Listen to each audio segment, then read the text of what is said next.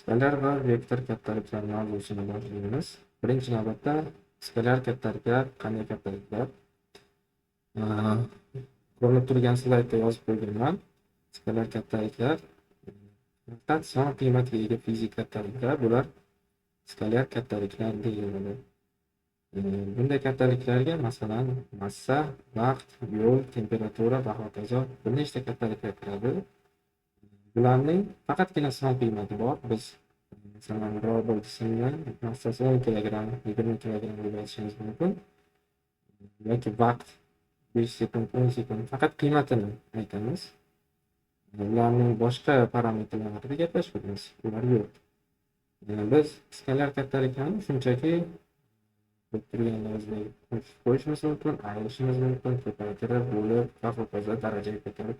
Biz shu paytgacha o'rgangan barcha matematik kattaliklarimiz shu skalar kattaliklar orqali chiqarilgan.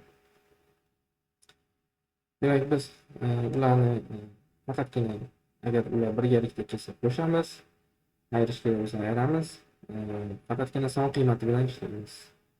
Endi bugungi aktual mavzu bu vektor kattaliklar. Endi vektor kattaliklarni son qiymatidan tashqari yo'nalish ham bo'ladi. Masalan, mana quyidagi rasmda ko'rinib turibdi. Aytaylik, siz A punktida turibsiz. A punktdan turib B punktga 3 xil yo'l bilan yurishni amalga oshiryapsiz. Mana bu pushti chiziq bilan chizilgan chiziq bu birinchi yo'l. Chizilib turibdi. Bu birinchi yo'l bo'lsin. Shu yo'l bo'ylab keldingiz. Ikkinchi safar mana bunaqa egri yo'l bo'ylab keldingiz. Uchinchi safar to'g'ri bordingiz. Demak, 3 xil yo'l bilan siz bir nuqtadan ikkinchi nuqtaga borgansiz. Lekin ikkala vaziyatda ham aynan o'sha nuqtaga borgansiz. Bu yerda savol qo'yilgan, nega muhim? Bizda mana shu 3 xil yo'l bilan yurganda qancha masofa yurganimizni aniq masalan o'lchasak bo'ladi. O'lchov lentalari, boshqa baloratda har xil qurilmalar bilan qancha masofaga yurganimizni aniqlasak bo'ladi. Tak, davom etamiz. Demak, mana A punktdan B punktga 3 xil yo'l bilan yurishni amalga oshirdik. Bu yerda har xil yo'llarda biz bosib o'tgan masofalar har xil bo'ladi. Lekin biz aynan shu A nuqtadan B nuqtaga ko'chib o'tdik. Biz qaysi tomonga, qaysi yo'nalishga qarab ko'chib o'tganimizni ko'rsatish uchun boshlang'ich nuqtamizni ko'rsatamiz va oxirgi nuqtamizga qarab strelka chizib qo'yamiz. Ya'ni mana shu A'dan Bga qarab yurdik degan ma'no. Bunda endi biz qancha masofaga ko'chganimizdan tashqari yana qaysi yo'nalishda ko'chganimiz ham muhim bo'lar ekan. Demak, fizikada shunday fizik kattaliklar bor ekanki, ularning son qiymatidan tashqari yo'nalishi ham muhim o'rin tutadi ekan.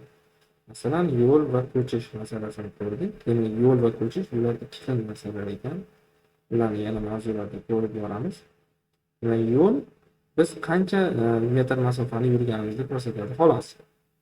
Biz borib orqaga qaytsak ham farq yo'q, baribir yurgan yo'limiz bor. Lekin biror bir nuqtadan chiqib, yana o'sha nuqtaga qaytib keladigan bo'lsak, biz aytaylik 5 metr yurib 5 metr orqaga qaytsak, yurgan yo'limiz 10 metr bo'lishi mumkin. Lekin ko'chishimiz bo'lsa 0 bo'lib qoladi. Demak, bunda biz ikki xil natijaga erishar ekanmiz. Shu sababli biz yo'lda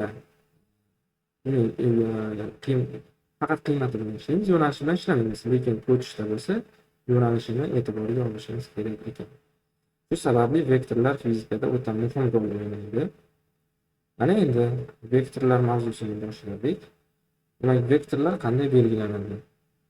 Va vektor modeli. Bunda biz biror bir fizik kattalikni asosan lotin harflari yoki grek harflari bilan belgilashga kelishib olganmiz. Masalan, T bo'lishi mumkin, vaqt bo'lishi mumkin, S bo'lishi mumkin, yo'l bo'lishi mumkin. Yana boshqa kattaliklar bor. Aytaylik, vektor kattalik bo'lsa, ularni qanday belgilaymiz? Ularni skalar kattaliklardan farqlashimiz kerak-ku degan savol tug'iladi. Endi o'zi vektor nima degan so'nggi kattalikka hozir ta'rif berdik. Endi vektorlar qanday belgilanadi? Odatda vektorlar koordinata o'qlarida belgilanadi. Masalan, eng sodda misol Descartes koordinatalar sistemasi. Descartes koordinatalar sistemasida biror bir nuqtani belgilab olamiz. Mana shu nuqtadan aytaylik, siz tasavvur qiling, shu A nuqtadan B nuqtaga qarab ko'chdingiz. Bizga qanday yo'llar bilan kelganimiz muhim emas. Qaysi tomonga ko'chganimiz muhim. Demak, mana bu strelka bizga muhim bo'lar ekan. Demak, mana shu A nuqta siz harakatni boshlagan nuqtangiz vektorning boshi hisoblanadi. Vektorning boshi. Hop, oxirgi, ya'ni siz yetib kelgan nuqta B vektorning oxiri hisoblanadi. Vektorning oxiri. Hop. Ana endi vektor qanday belgilanadi? Birinchi navbatda vektorning boshi yoziladi, bundan keyin oxiri yoziladi va ustiga mana bu strelka belgisi qo'yiladi. Mana shu vektorning belgilanishi bo'ladi. Vektorning belgilanishi bo'lar ekan. Bunda muhim eslatma. Bizda aytaylik, siz A dan B ga ko'chdingiz. Siz bilan bir xil vaqtda B dan A ga ham biror bir odam ko'chgan bo'lishi mumkin. Sizlar ikki xil joyga yetib borasizlar. Masalan, siz B nuqtaga borasiz, sherigingiz esa A nuqtaga keladi. Demak, ikki xil natijaga yetib keldik. Bu degani AB vektor bilan BA vektor bir-biriga teng emas ekan. Shuning uchun vektorni belgilashda adashib ketmasligimiz kerak. Lekin ko'pincha fizik masalalarda bizda vektorning boshi va oxiri umuman muhim ahamiyatga ega bo'lmaydi. Shuning uchun biz ortiqcha yozuvni yig'ishtirgan holda vektorlarni biror bir kichik harflar bilan belgilaganimiz ma'qul. Ustiga vektor strelkasi qo'yib qo'yamiz. Ya'ni bu yerda AB vektor teng bo'ladi A vektoriga. Mana shu vektorni belgilanishi edi. Vektorni belgilash uchun kichik harf va ustiga strelka. Lekin odatda fizik masalalarda katta harflar bilan ham belgilanadi. Fizikani qiziq tomoni shunda, biz hech qachon konkret mana shu bo'ladi deb aytmaymiz. Qachondir gapimizdan qaytishimiz ham mumkin. Endi hop, mana shu vektorni chizdik, qandaydir uzunlikdagi strelka chizdik. Mana shu kesmaning uzunligiga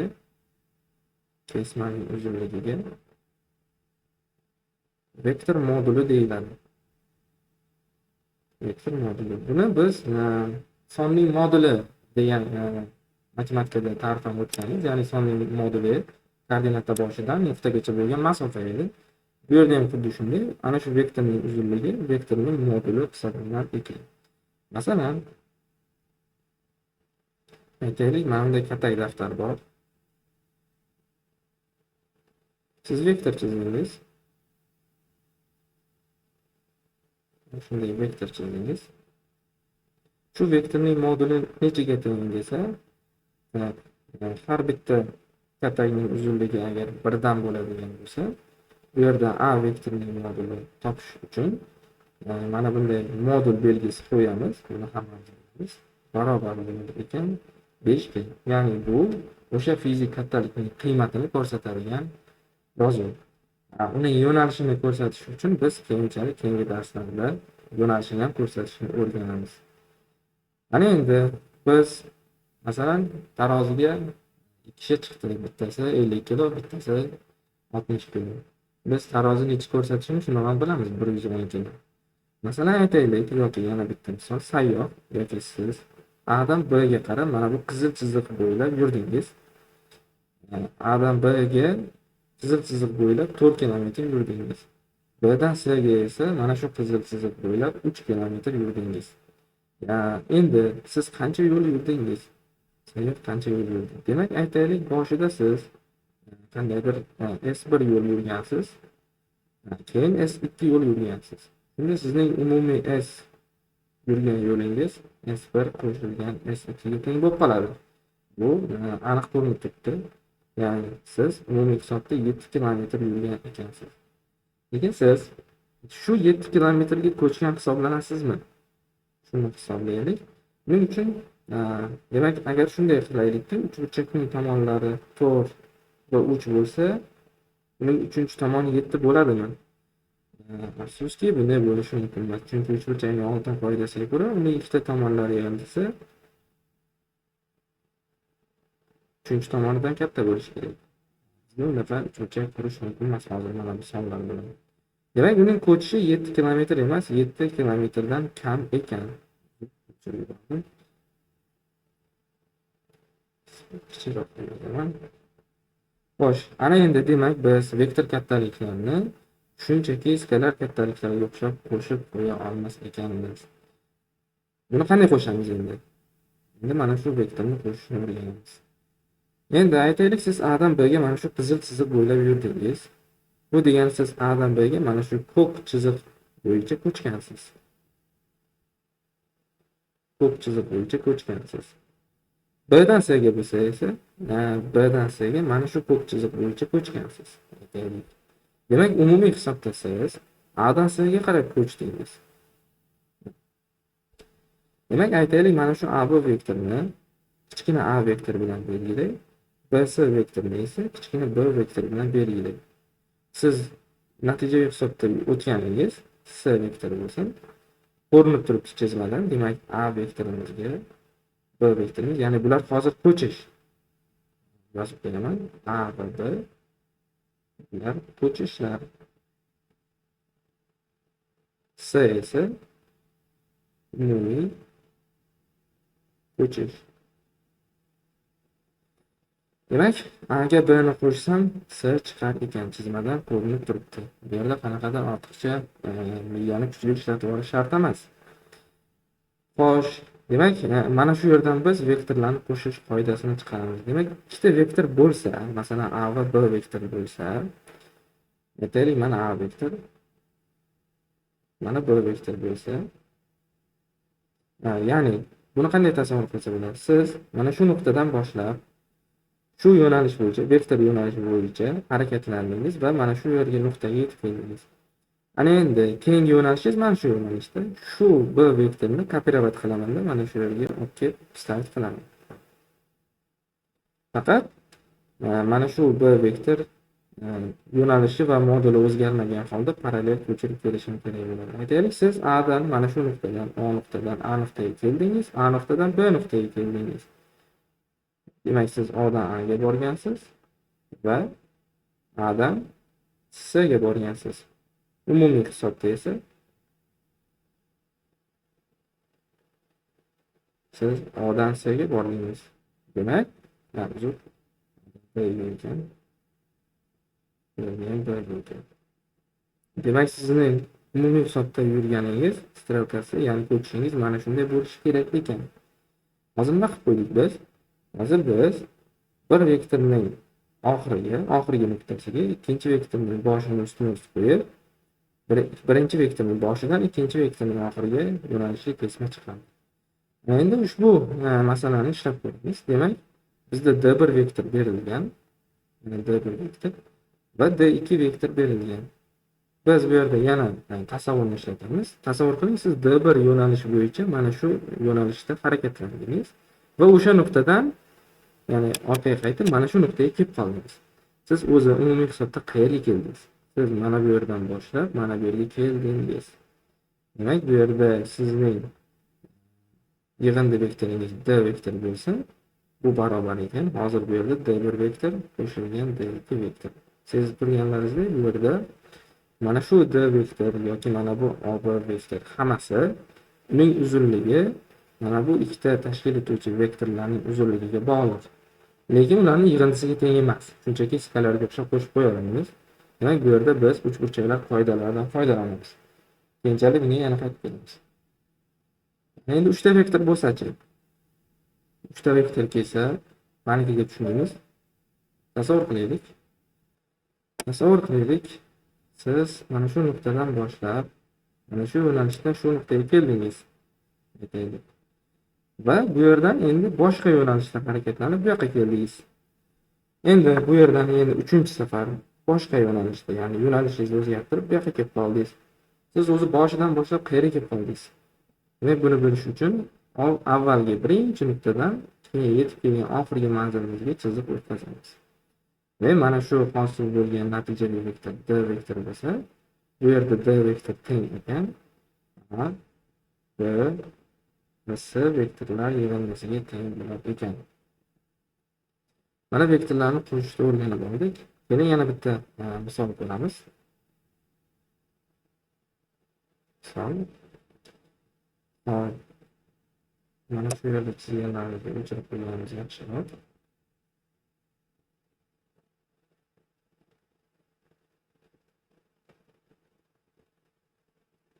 Bitta vektor bo'lsin. Hop. Endi aytaylik, mana ikkita vektor berilgan.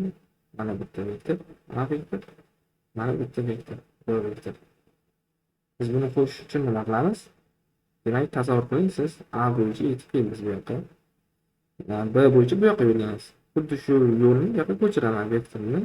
A vektorining oxiriga ko'chirib o'taman. B vektor bo'lsin.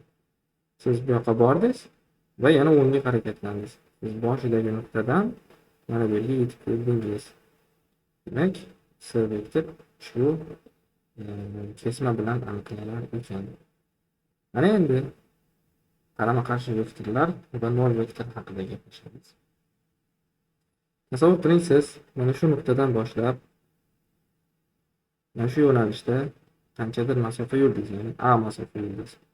Endi xuddi shu nuqtadan, men hozir bu yoqqa chizaman, pastrog'iga chiroyli ko'rinish uchun, xuddi shu nuqtadan yana orqaga qaytdingiz. Va avvalgi nuqtaga qaytib keldik. Demak, mana bu A B bo'lsin, mana bu B A bo'lsin. Avvalgi nuqtaga qaytib keldik. Siz qancha masofa yurdingiz? Demak, masofa S barobar 2A ga teng. Lekin ko'chish nimaga teng? Siz qayerga keldingiz? Yana joyingizga kelib qoldingiz. Siz hech qayerga ko'chmadingiz, 0 ga. Demak, biz ko'chishni vektor kattaligini bilamiz. Demak, bu yerdan A B vektoriga, yana ikkinchi vektor mana bu, B A vektorini qo'shsak 0 chiqar ekan. Bundan A B vektor teng bo'lar ekan minusdan B A vektoriga ekan. Bu yerda shunda A B va B A vektorlar qarama-qarshi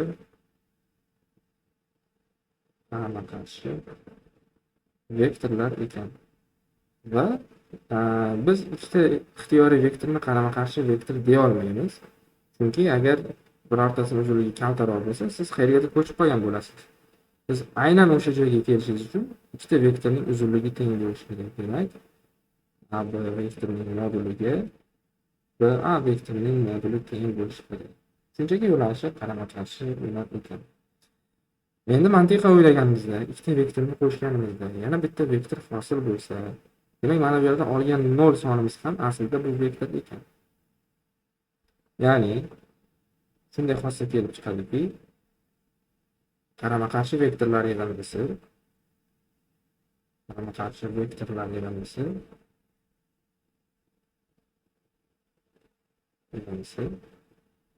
ekvivalentlik 0 ga teng. Nega bu belgini qo'ydim? Masalan, ikkita vektorning yig'indisi 0 ga teng bo'lsa, demak ular qarama-qarshi vektorlar ham bo'ladi. Yoki teskarisi, agar ular qarama-qarshi vektorlar bo'lsa, ularning yig'indisi 0 ga teng bo'lar ekan. Mana o'rgandik. Ana endi vektorlarning xossalari haqida gaplashamiz. Demak, vektorlarning quyida bir qancha xossasini gaplashib o'tamiz. Birinchisi bu kommutativlik xossasi. Ya'ni kommutativlik xossasiga ko'ra, biror bir A vektoriga B vektorini qo'shsam, B vektoriga A vektorini qo'shganligi teng bo'lar ekan. Buni qanday isbotlasak bo'ladi? Isbot. Aytaylik, mana A vektor bor.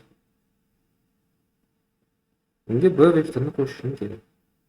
Aytaylik, mana bunaqa B vektor berilgan. Demak, A vektoriga B vektorini qo'shganim mana bu A minus B vektor bilan aniqlanadi. Ana endi B vektoriga A vektorini qo'shishim kerak ekan. Aytaylik, xuddi mana shu A vektorni tepaga, ya'ni B vektorining oxiriga qarab ko'chirib qo'yadigan bo'lsam, mana deylik, keling, men bu B vektorini A vektorining oxiriga parallel ko'chirib kelaman. Va A vektorining oxirini B vektorining oxiriga ko'chirib kelaman. A vektor. Demak, quyida mana bunday bo'ldi. ikkita vektorning yig'indisi mana bu vektor. Ana endi b vektorini ko'chirib mana shu nuqtaga ulab qo'yaman. E'tibor beringlar, vektorlar ko'chirilganda ularning qiymati ham yo'nalishi ham, ya'ni vektor o'zgarmaydi. Buni keyinchalik yana gaplashamiz. Mana endi ushbu chizmadan ko'rinib turibdiki, biz parallelogram qurdik. Mana bu shakl parallelogram bo'ladi. Ya'ni uning ikkita qarama-qarshi tomonlari parallel bo'ladi. Demak, ko'rinib turibdiki, b ga a ni qo'shsak ham xuddi shu strelka ko'rinar ekan. Ya'ni bu tomonda b plus a vektor bo'lar ekan. Mana xossa isbotlandi. Ikkinchisi assosiativlik xossasi, ya'ni a qo'shilgan b qo'shilgan c barobar ekan b qo'shilgan a qo'shilgan c yoki bu ham barobar a qo'shilgan b qo'shilgan c. Bu yerda xuddi skalar kattaliklarga o'xshab bajariladi, ya'ni qavsni ixtiyoriy olishimiz mumkin ekan. Umuman qavsni ochib olsak ham bo'laveradi, farq yo'q. Aytaylik, mana a vektor berilgan. Mana b vektor bo'lsin. Mana c vektor bo'lsin. Birinchi navbatda b vektorga c vektor qo'shilishi kerak.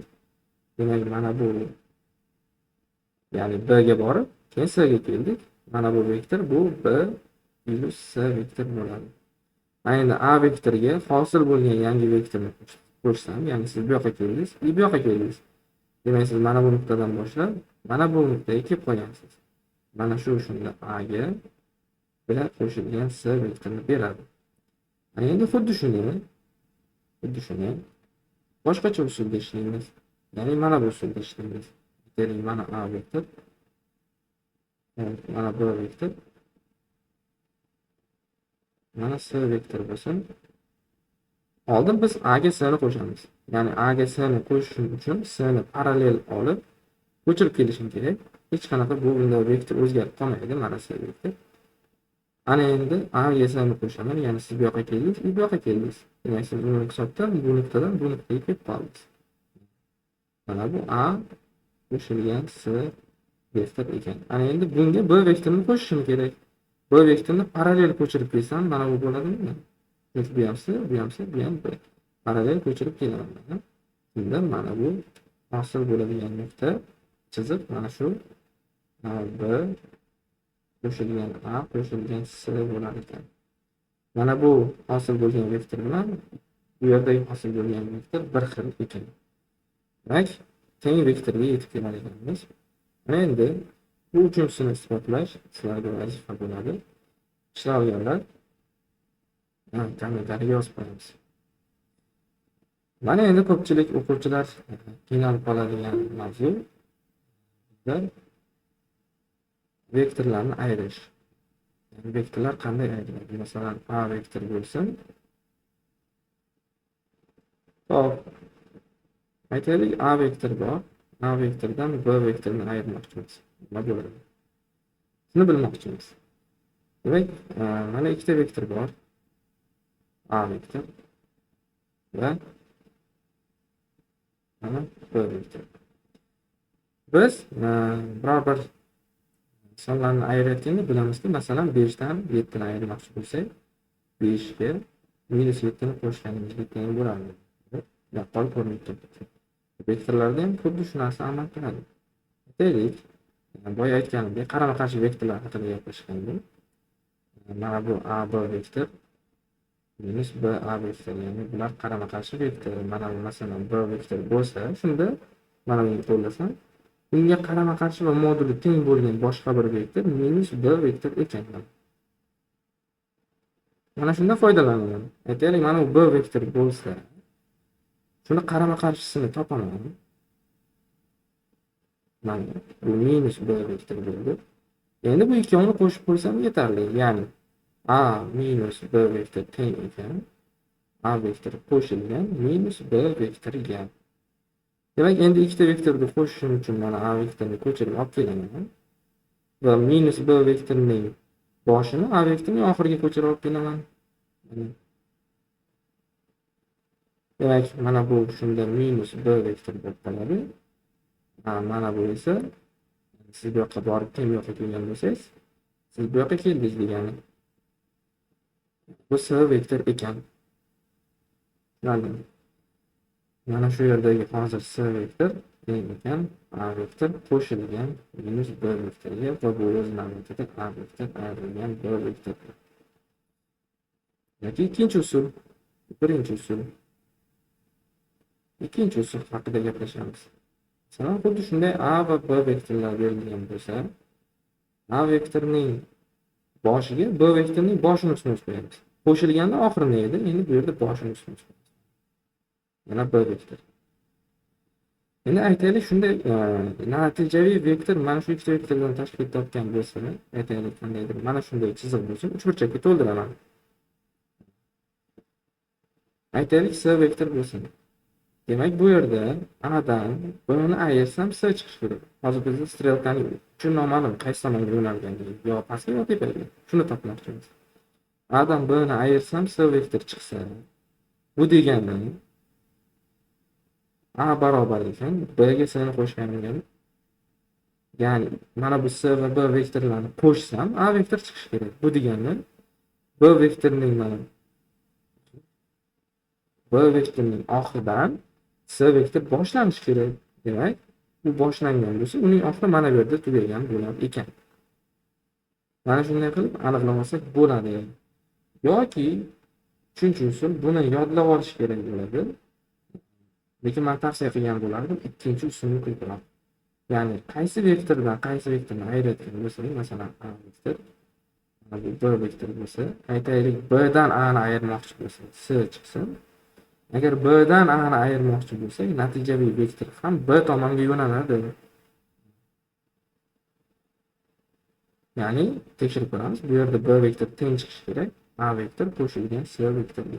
Rostdan ham A vektor bordi. Davomidan S vektor keldi. Demak, to'g'ri chiqdi. Endi bu kimga qanaqa? Masalan, kimdir yodlab olishi oson. Agar A dan B ni ayirganimizda edi, endi A tomonga qarab yo'naladi bular. Vektorlarni ayirish ham juda oson. O'rganmasa juda oson bo'ladi. Mana endi vektorlarning tashkil etuvchilari haqida gaplashamiz. Boya aytganimdek, biz Descartes koordinatalar sistemasida ishladik. Y, X bo'lsin. Biror bir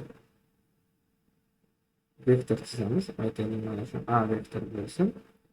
Bu vektorning tashkil etuvchisi uning soyalari, ya'ni proyeksiyalari hisoblanadi. Proyeksiya nima degani? Men shu tepadan nur tushiraman. Tepadan nur tushirsam, pastda qanaqa soya hosil bo'ladi? Mana shu narsa. Ya'ni sizlar pastdan turib buni qaraganlaringizda mana shu narsani ko'rasizlar. Mana shuncha tayoqchani uzunligini ko'rasizlar. Tepadan nur tushsa. Demak, mana shu hozir vektorning proyeksiyasi bo'ladi. Buni biz vektorning x o'qidagi proyeksiyasi bo'lgani uchun ax deb belgilaymiz indeksda. Lekin mana shu yerda bitta xatolik ketyapti. Endi strelka qo'yilmasligi kerak. Nega? Muhim eslatma. Vektorning bu narsani ko'pchilik bilmasligi mumkin. Vektorning proyeksiyasi vektor bo'lmaydi. Vektor bo'lmaydi.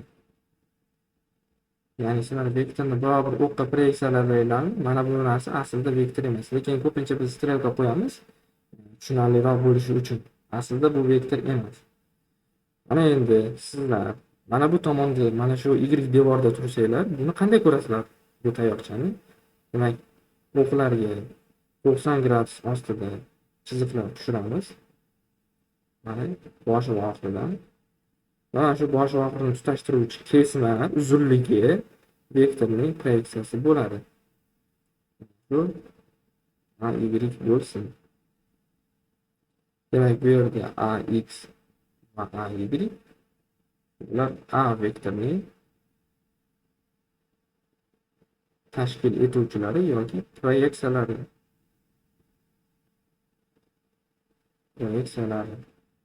Endi bular qanday topiladi? Biz vektorning yo'nalishini bilmoqchi bo'lsak, uning x o'qi bilan yoki y o'qi bilan hosil qilgan burchagini bilishimiz yetarli.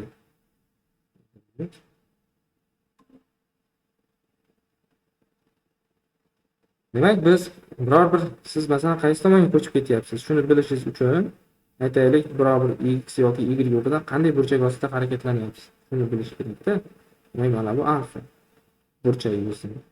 Ana endi mana shu ax tomonni ko'chirib olib borsamda, mana bu yerga bu yoq ham ax ga teng bo'ladi. Ay tomonni bu yoqqa ko'chirib olib kelsam, mana bu ay bo'lib qoladi ekan. Mana endi biz uzunligi berilsa, ya'ni vektorning uzunligi berilsa va uning x yoki y o'qi bilan hosil qilgan burchagi berilsa, uning komponentlarini bemalol topib olamiz. Biz demak, kosinusning ta'rifiga ko'ra, kosinus alfa burchakka yopishgan katet ax ning burchak gipotenuzaga nisbatan, bu yerda gipotenuza a vektorining moduli hisoblanar ekan. Demak, bundan ax ni topsam, a vektorining moduli ko'paytirilgan kosinus alfa bo'ladi. Boyagi gapim o'zi mana shu yerda isbot ko'radi. A vektorining moduli bu skalar kattalik, kosinus alfa ham skalar kattalik. Demak, proyeksiya ham skalar kattalik bo'ladi. Ya'ni aslida mana bu yerlarda strelka qo'yishimiz bu noto'g'ri hisoblanadi ekan. Mana endi sinus ta'rifidan foydalanadigan bo'lsak, sinus alfa barobar burchak qarshisidagi katet ay ning gipotenuza uzunligiga nisbatan bundan ay barobar ekan, a vektor ko'paytirilgan sinus alfa ekan. Va bu ham skalar kattalik hisoblanar ekan. Tushunarli bo'ldimi? Mana biz vektorning ikkita tashkil etuvchisini qiymatini topib oldik. X va ay. Xo'p. Ana endi buni tugatamiz. Endi vektorlarni tashkil etuvchilari orqali qo'shish va ayirish haqida gaplashamiz. Mana bu yerda vektorlarning tashkil etuvchilarini chuqurroq ko'rib chiqamiz. X bo'ladigan bo'lsa, biror bir vektor chizadigan bo'lsak, demak, perpendikulyar tushunamiz.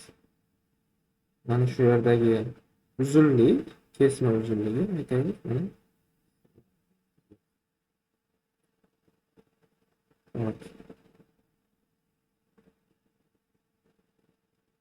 Bu yerdagi kesma uzunligi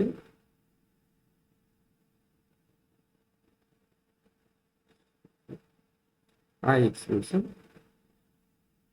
Mana shu kesma uzunligini qanday topamiz?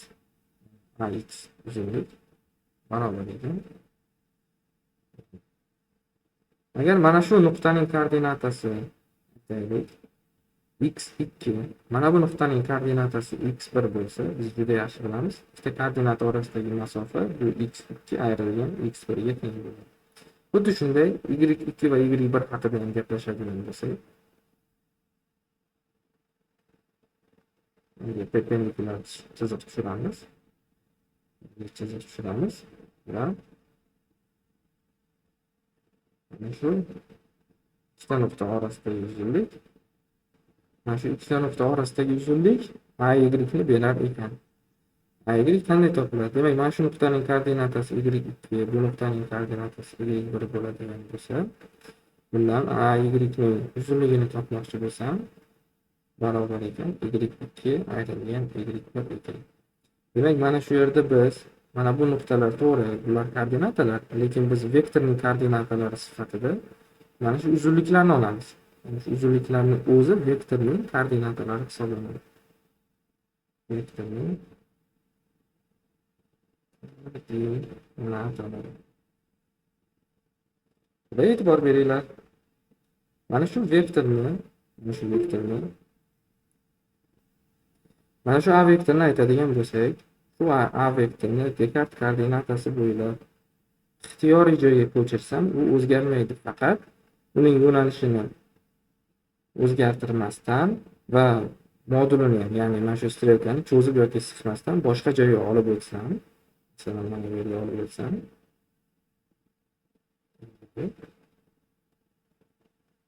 mana shu yerga olib o'tsam, bunda vektor o'zgarmas ekan. Ya'ni vektor ko'chirilganda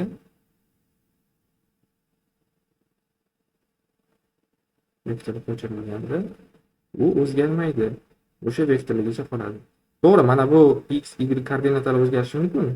Lekin mana bu uzunliklar, ayirmalar o'zgarmaydi baribir.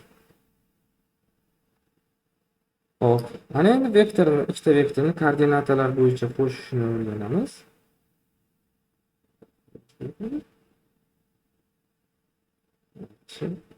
Koordinatalar qo'shish bo'yicha davom etamiz. Masalan, aytaylik, mana bu y, mana bu x bo'lsa, ikkita vektor berilgan, mana a vektor va mana b vektor berilgan.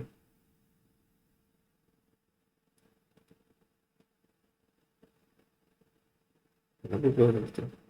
Shu ikkita vektorni qo'shsak bilamiz, ya'ni siz bu yoqdan borib, keyin yana bu yoqqa keldingiz. Demak, siz bu yoqqa kelgansiz. Pardon, mana qo'sh o'rganib ketdik. Endi buni qanday qilamiz? Demak, mana bu boshining, a vektorining boshining koordinatasi x1, a vektorining oxirgi koordinatasi x2. Biz qo'shishda aytib o'tdik, b vektor har doim a vektorining oxiri bilan ustma-ust tushadi. B vektorining oxiri esa aytaylik x3 bo'lsin. Xo'p, a vektorining boshining y koordinatasi y1, a vektorining oxirining koordinatasi y2 bo'lsin. Va b vektor oxirining koordinatasi y3 bo'lsin. Demak, ko'rinib turibdiki, bizda s vektorining koordinatalari qanday bo'ladi? Demak, s vektorining x komponentasini tashkil etuvchi, ya'ni mana bu bo'ladi. S vektorining proyeksiyasini olsak, s vektorining proyeksiyasida mana shu oxiri va boshini proyeksiyalash kerak. Ya'ni mana bu chiziq s vektorining x punktidagi proyeksiyasi bo'lib turibdi. Bu yerdachi mana bu chiziq, ya'ni mana bu yerdan yo mana bu yergacha keladi. Mana shu chiziq mana s vektorining y komponentasi bo'lib turibdi. Mana endi biz mana shu komponentlarni topishimiz kerak. Demak, x chizmadan ko'rinib turibdi, x3 ayrilgan x1 ga teng. Buni mana bunday qilsam bo'ladi ekanlar. Tak, buni hop, x2 ayrilgan x1, mana chizmada x2 ayrilgan x1 qo'shilgan x3 ayrilgan x2 desam bo'ladi mana. Shunda mana bu qiymat teng bo'lib turadi. Chizmadan ko'rinib turibdiki, aytaylik, x2 dan x1 ni ayirsak, mana bu kesma chiqadi. Mana bu kesma chiqadi va bu nimaga teng? Chizmadan ko'rinib turibdi, x ga teng. x3 dan x2 ni ayirsak-chi, qaysi kesma chiqadi? x3 dan x2 ni ayirsak, mana ko'rinib turibdi, mana bu kesma chiqadi. Va bu nimaga teng? B x ga teng ekan. Demak, biz chizmaga ko'ra mana bu x2 ayrilgan x1 ni x3 ayrilgan x2 ni bx deya olar ekanmiz. Demak, hosil bo'lgan natijaviy vektorning x komponentasi x va bx alohida vektorlarning x va y komponentalari yig'indisiga teng bo'lar ekan. Xuddi shunday qilib, endi buni o'zingiz ham keltirib chiqarsangiz bo'ladi. S vektorining y komponentasini ham keltirib chiqarsam bo'lar ekan. Bunda o'zingiz taxmin qilib turganingizdek ay qo'shilgan b y teng bo'lar ekan bu ham. Bu narsa ayirishda ham ishlaydi. Ayirishda ham o'rinli.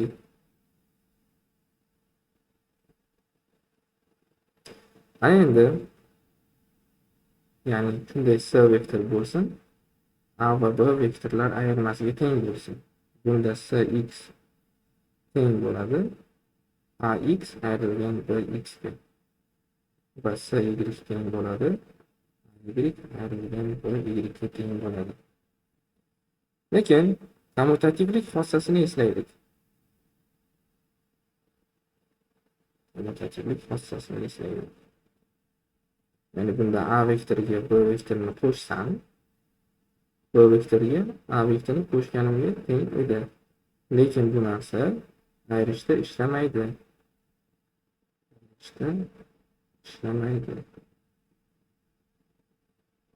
Ya'ni a vektordan b vektorini ayirsam, b vektordan a vektorini ayirishganligi teng emas. Demak, ayirish uchun kommutativlik xossasi bajarilmas ekan.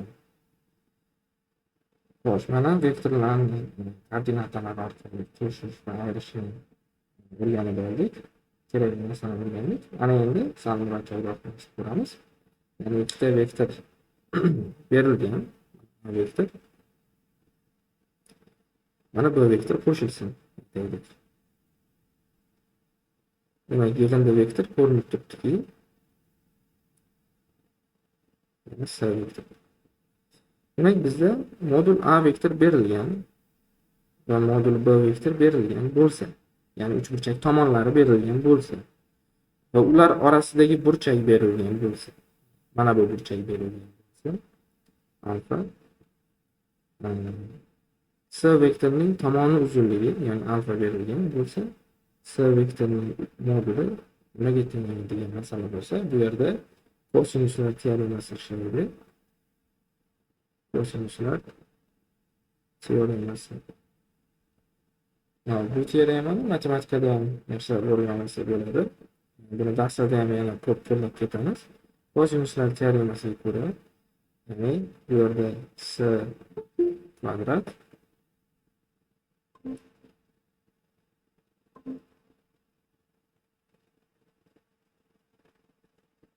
kosinuslar teoremasiga ko'ra, bu yerda mana bu burchak qarshisidagi tomonning kvadrati barobar bo'lishi kerak ekan.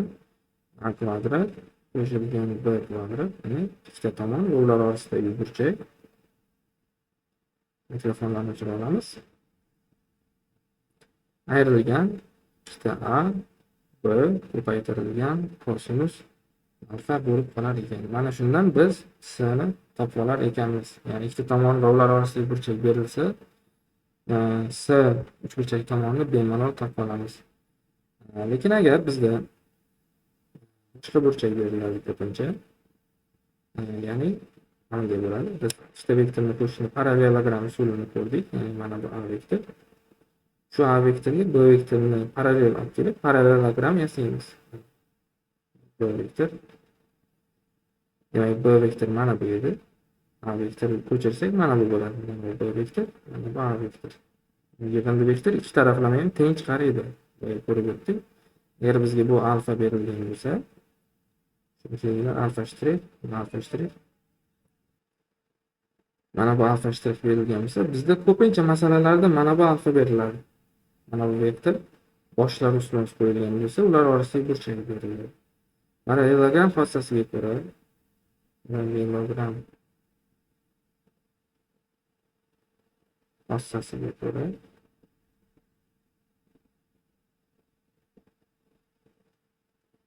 alfa shtrixga alfa burchagini qo'shadigan bo'lsak, 180 gradus bo'lishi ma'lum.